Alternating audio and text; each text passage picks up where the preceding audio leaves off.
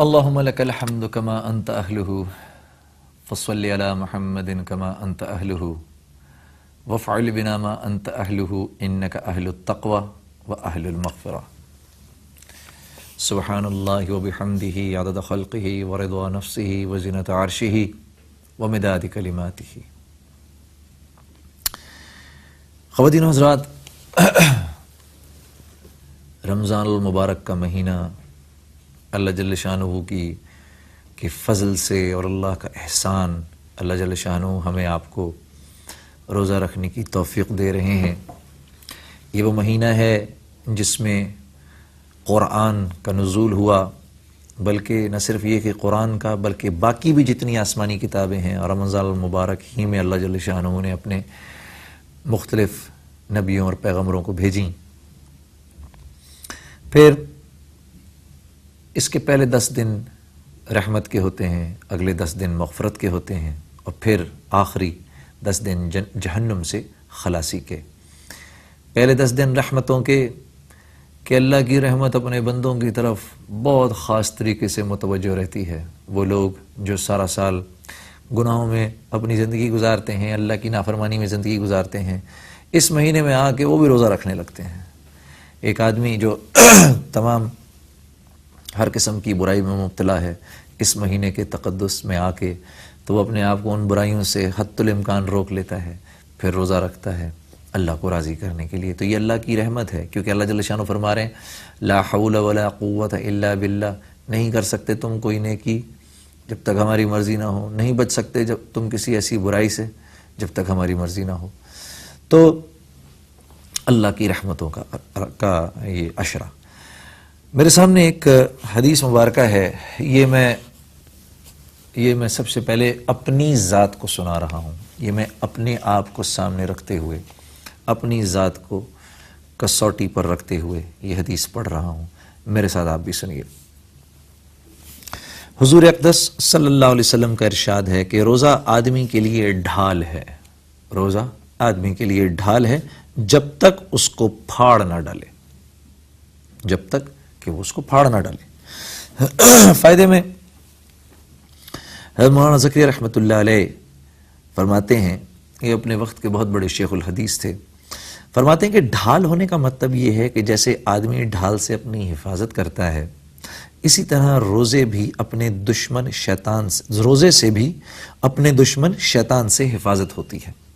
جیسے انسان اپنے ڈھال سے حفاظت کرتا ہے، ویسے ہی اپنے سب سے بڑے دشمن شیطان سے روزہ انسان کی حفاظت کرتا ہے۔ ایک روایت میں آیا ہے کہ روزہ حفاظت ہے اللہ کے عذاب سے، دوسری روایت میں ہے کہ روزہ جہنم سے حفاظت کرتا ہے۔ یعنی آدمی، کیونکہ روزے کی حالت میں آدمی اپنے آپ کو گناہوں سے روکتا ہے، اس وجہ سے اللہ کے غضب سے اور اللہ کے عذاب سے اس کی حفاظت ہوتی ہے۔ ایک روایت میں وارد ہوا ہے کہ کسی نے عرض کیا یا رسول اللہ صلی اللہ علیہ وسلم، روزہ کس چیز سے پھٹ جاتا ہے؟ فرمایا کہ آپ صلی اللہ علیہ وسلم نے فرمایا کہ جھوٹ اور غیبت سے، جھوٹ اور غیبت سے۔ ان دونوں روایتوں میں اور اسی طرح اور بھی متعدد روایات میں روزے میں اس قسم کے امور سے بچنے کی تاکید آئی ہے، اور روزے کا گویا ضائع کر دینا اس کو قرار دیا گیا ہے کہ آدمی جھوٹ اور غیبت میں ملوث ہو۔ ہمارے اس زمانے میں روزے کے کاٹنے کے لیے، ہم آج کل روزہ کاٹنے کے لیے کہ کسی طریقے سے وقت کٹ جائے ہیں، یہ بھوک کا ٹائم کٹ جائے، آپس میں خوش گپیاں مارتے ہیں، اس اوائی توائی میں ہم کسی کا لوگوں کا ذکر شروع کر دیتے ہیں، فلاں ایسا ہے، فلاں ایسا ہے، فلاں ایسا ہے، فلاں عورتیں آپس میں بیٹھ کے فلاں ایسی ہیں، فلاں ایسی ہیں۔ کچھ لوگ غیبت کا مطلب نہیں سمجھتے۔ میں نے ایک صاحب، ہم اپنے ایک بزرگ کے پاس بیٹھے ہوئے تھے، تو ایک صاحب نے کسی کا قصہ شروع کیا اور کہا حضرت میں آپ کو ایک بات بتانا چاہتا ہوں، اس میں ان کی کوئی برائی نہیں ہے، لیکن یہ میں بات آپ کو بتانا چاہتا ہوں۔ تو وہ ہمارے جو شیخ تھے انہوں نے ان کو روک دیا، کہا غیبت میں برائی کرنا ضروری نہیں ہے، کسی کی بھی بات کسی کے پیچھے کی جائے یہ غیبت ہے، اس کے منہ پہ کرو، کسی کی بھی بات کسی کے۔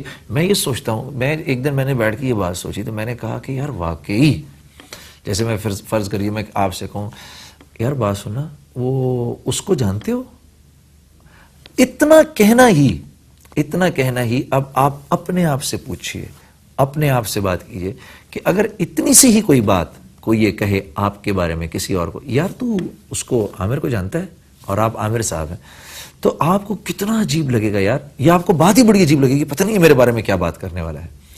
تو کسی کی بات کسی کے پیچھے کرنا ہی غیبت ہے ایک دفعہ۔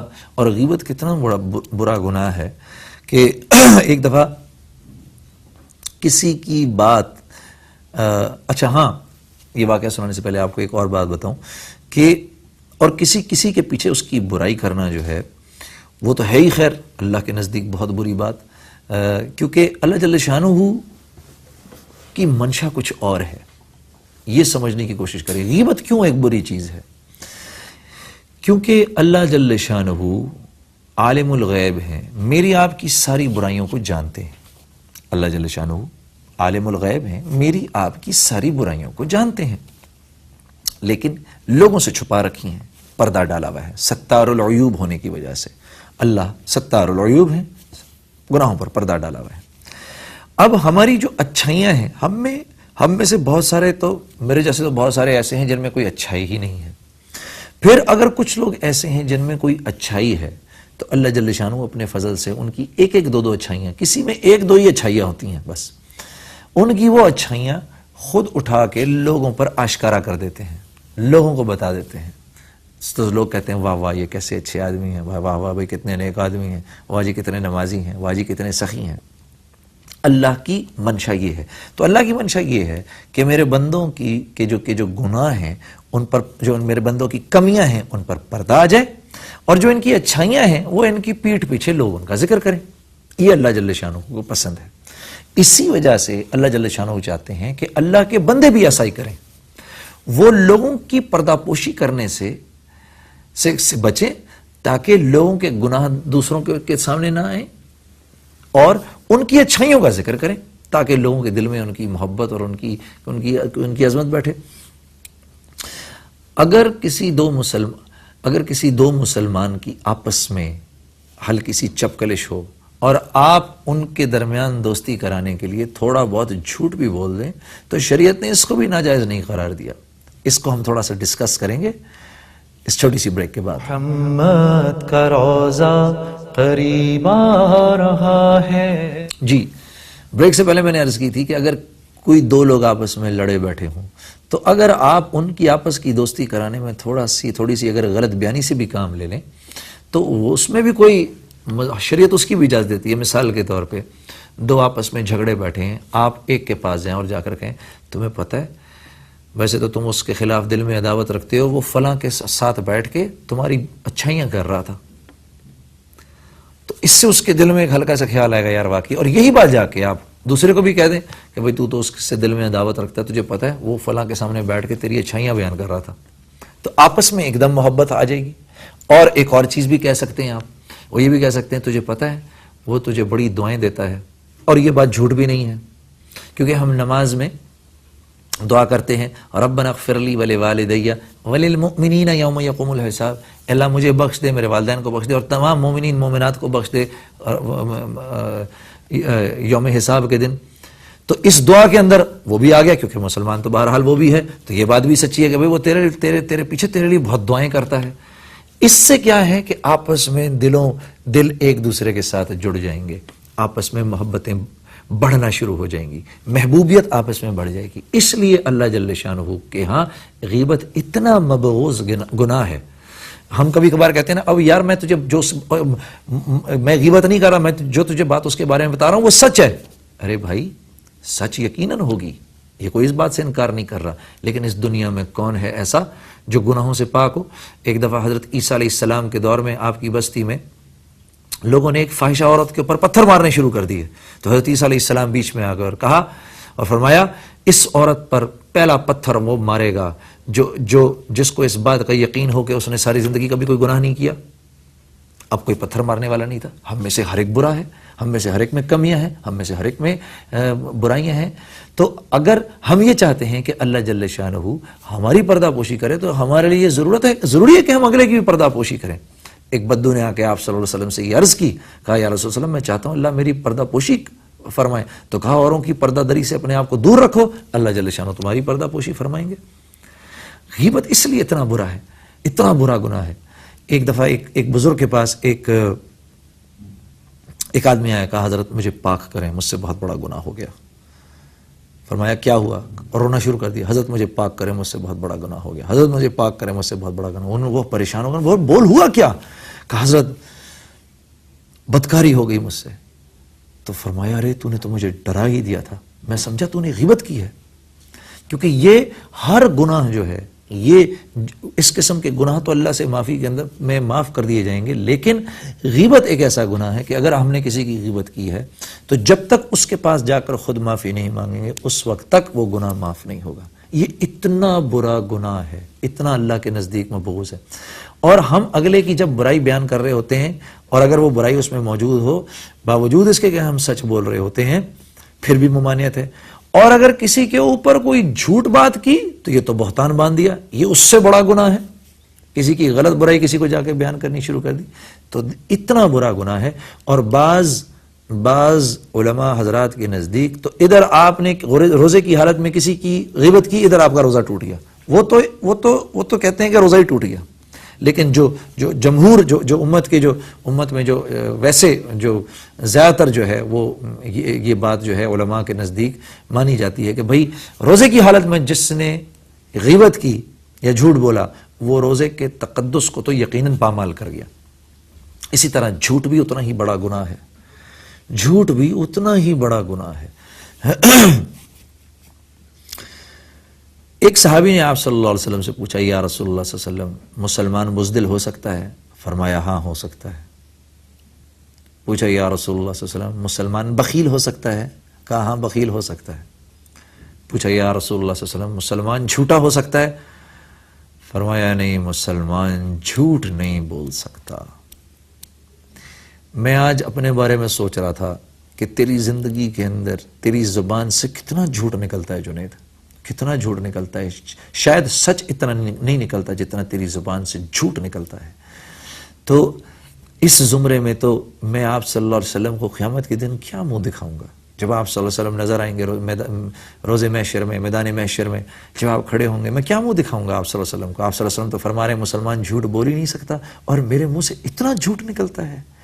تو میرے عزیزوں اس بات کا خاص خیال رکھو۔ یہ رمضان المبارک جو ہے نا، یہ تزکیہ نفس کا مہینہ ہے۔ ارے پی جاؤ، جو پی لینے میں مزہ ہے نا وہ سامنے کہہ دینے میں اور اظہار کر دینے میں نہیں ہے۔ جو اپنے اوپر لے جانے میں جو مزہ ہے نا، جو مزہ عزت اس کی ہی ہوتی ہے جو دل پہ تو داغ کھا لے، دامن پہ اس داغ کو نہ پڑنے دے۔ عزت اس کی ہوتی ہے۔ وہ کوئی بہادر نہیں جس کا دامن تار تار ہو، بہادر تو وہ ہے جو بات کو اپنے اوپر سہ جائے، صبر کر لے۔ ہم کہتے ہیں نا صبر کرنا اور کیا ہے؟ یہ صبر کرنا ہے۔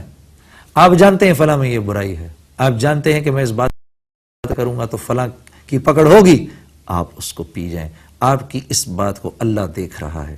ایک دن آپ سے بھی کوئی غلطی ہوگی، اس دن اللہ جل شانہ بذات خود آپ کی پردہ پوشی کریں گے، خود آپ کی مدد کریں گے۔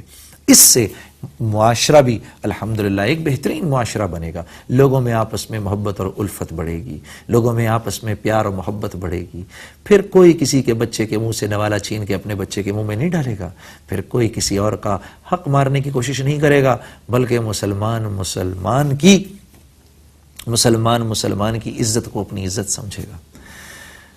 صحابہ کرام کے دور کی ایک عجیب سی بات مجھ کو یاد آ گئی اور میں سوچ رہا ہوں کہ اگر یہ سب کچھ آج کے دور میں ہوا ہوتا تو کیا ہوتا۔ ایک عجیب واقعہ مجھے یاد آیا۔